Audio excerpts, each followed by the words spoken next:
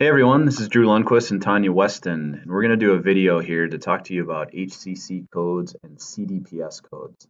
Now, we've really gone into HCC codes as a clinic recently, and these are the hierarchical condition categories. These are the codes that are a big part of our risk contracts with many payers. They create opportunities for us to be rewarded if we achieve targeted outcomes with many payers. And we want those outcomes to be around cost and quality. The Mankato Clinic currently has opportunities in incentives, and our diagnostic coding has a direct impact on how successful we are. You can see these in TouchWorks, and they're pretty clear, as you can see around the different types of asthma. You can see the HCC code. Now, CDPS codes are different. Those are used mostly in medical assistance, and those are not shown in our TouchWorks EHR. However, Tanya has put a link here on the local links portion on the left side of your screen. If you go and click on that, and then go to commonly missed CDPS codes, you'll see an email that was sent out. You don't have to worry about going back to your email. This will show up right here on your EHR. And this will show what an HCC code is and what a CDPS code is. If you scroll down, it shows a list of the top missed CDPS codes that our clinic has. As you can see on these CDPS codes, you can see the corresponding ICD-10 code. If we go further down in this email, you can see an example how we as providers, how coding and adding the HCC and CDPS codes affects the amount of money that Medicare has to provide care for our patients.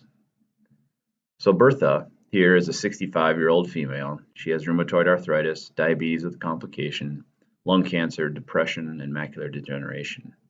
Now, if that patient is seen by a provider and just one or two of the diagnoses are assessed, that risk score and capitation rate shows that she has an available monthly payment plan of $460 for her care.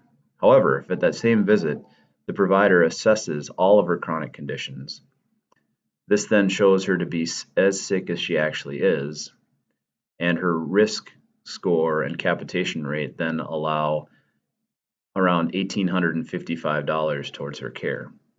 Now, at the end of the year, if we meet our quality measures and make sure that we are coding properly for patients, we do have the potential for incentives from our payers, and this is one way that we can do that as providers. Now we're going to click out of the chart, and Tanya's going to go and show us a few things that we can do to hit the right HCC and CDPS codes.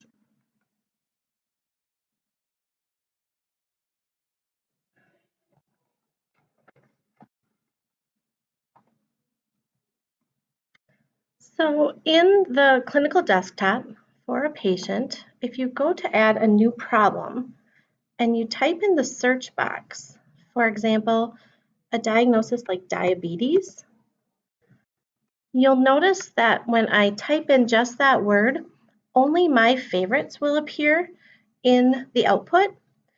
If I click on the binoculars or click enter, I will actually get a list that pulls up all diagnoses. So just a reminder, it's important when you're entering your diagnoses in this dictionary that you do click that binoculars or the enter button so you get the full listing. This is going to give you every diagnosis that includes that word diabetes. Also, another reminder, there is a plus sign by some of these codes.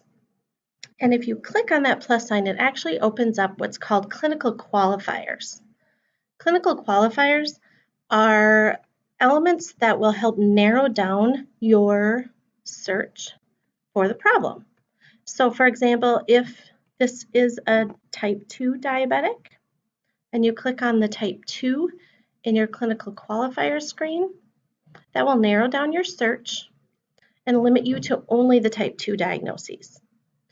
If you know that they have long-term use, that narrows it down again, without complications, and so on. So that helps narrow it down. So you're going to want to click on those clinical qualifiers to help search more accurately.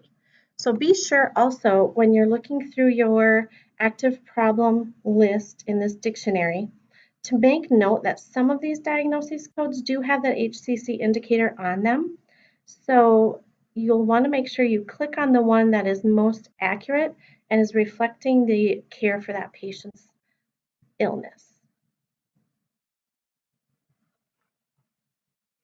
All right, well, thanks for spending these couple minutes with us learning about HCC and CDPS codes.